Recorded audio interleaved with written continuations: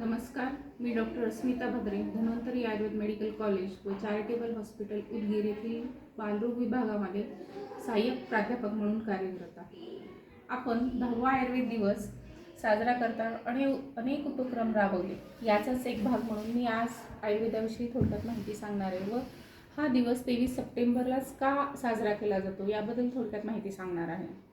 तर आयुर्वेद म्हणजे केवळ रोग निवारण नव्हे तर आरोग्य संवर्धन व रोग प्रतिबंधात्मक उपाय आहे. आणि आचार्यांनी याचा जर हेतू पाहिला तर त्या हेतूमध्ये पण आलेला आहे की स्वस्थस्य स्वस्थ रक्षणम आतुरस्य विकार प्रशमनम. म्हणजेच स्वस्थ म्हणजे काय की निरोगी व्यक्तीचं आरोग्य सांभाळणं व रोगी व्यक्तींचा आजार दूर करणं हे मुख्य हेतू आहे आयुर्वेदाचा. आणि ही एक औषधोपचार पद्धती नसून तर ती एक जीवन जगण्याची जी जीवनशैली आहे. आणि आचार्यांनी वर्णन केल्याप्रमाणेच हिताहितम सुखम दुःखम माणम तस्य हिताहितम माणम तच्च यत्रोक्तम आयुर्वेद स उच्यते. म्हणजेच आयुर्वेद हा आरोग्यदायी हितकर आहार, त्याचप्रमाणे सुख दुःख जीवनमान इत्यादीचे ज्ञान देतो. आपण जर पाहिलं तर हा दिवस 23 सप्टेंबरला साजरा करण्यामागे मुख्य 3 कारणं सांगितलेली आहेत. मिनिस्ट्री ऑफ आयुषनी 23 सप्टेंबर हा आयुर्वेदा डे म्हणून डिक्लेअर केलेला आहे. आणि जर आपण पाहिलं तर पूर्वी हा आयुर्वेदा डे हा धनतेरस किंवा धन्वंतरी जयंती दिवशी साजरा केला जायचा. आणि स्टेट किंवा ऑर्गनायझेशन इत्यादींची वेगवेगळी पद्धत असायची, वेगवेगळी थीम असायची, परंतु जो काही ग्लोबल इम्पॅक्ट पडायला पाहिजे तो पडत नव्हता.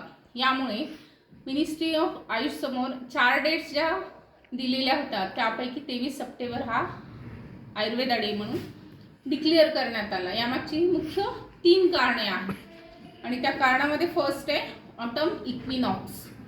म्हणजेच या दिवशी दिवस आणि रात्र हे दोन्ही समान असतात. समान म्हणजेच बॅलन्स. आणि आयुर्वेदामध्येच बॅलन्स म्हणजेच काय की समदोषः समअग्निश्च समधातु मलक्रिय प्रसन्नात्मेंद्रिय मनः स्वस्थ इत्यभिधीयते.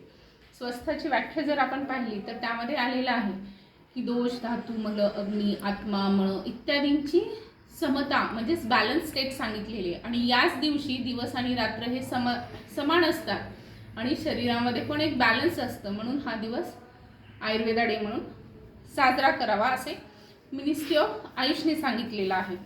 त्याचप्रमाणे सेकंड रिझन आहे मेजर सीझनल ट्रान्झिशन. 23 सप्टेंबरच्या आसपास वर्ष ऋतूचा अंत म्हणजे शेवट आणि शरद ऋतूची सुरुवात होते.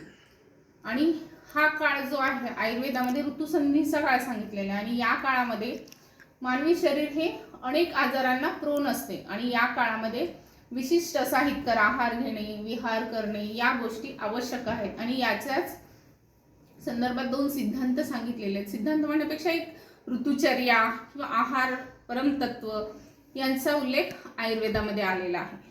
थर्ड आहे प्राऊड इंडियन हेरिटेज.